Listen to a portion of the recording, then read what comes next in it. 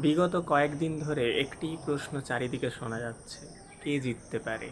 সমস্ত জল্পনার অবসান ঘটিয়ে অবশেষে আগামীকাল অর্থাৎ ৪ঠা মে পশ্চিমবঙ্গে বিধানসভা ভোটের ফলাফল আসতে চলেছে। আজকে যে শব্দটি নিয়ে আলোচনা করব সেটা খুবই পরিচিত আমাদের, ভোট। ভোট শব্দটা বাংলায় ঢুকে পড়েছে তার কোনোরূপ পরিবর্তন ছাড়াই, কিন্তু ইংরেজিতে এই ভোট শব্দটি এসেছে ল্যাটিন শব্দ ভোটাম থেকে, যার অর্থ হচ্ছে গিয়ে প্রতিশ্রুতি দান করা। কিন্তু এখন ভোটের প্রতিশ্রুতি মানেই প্রহসন, শুধুমাত্র মিথ্যা প্রতিশ্রুতিতেই ভরে গেছে ভোটের প্রতিটি প্রচার।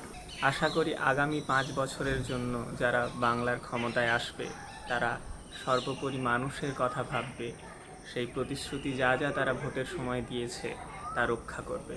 এটুকুই আমরা শুধুমাত্র চেয়ে যেতে পারি। সবাই ভালো থাকবেন এবং কমেন্টে অবশ্যই জানাবেন যে ভোটের ব্যাপারে আপনারা আর কি কি জানেন এবং আগামীকালের ফলাফল কী হতে চলেছে।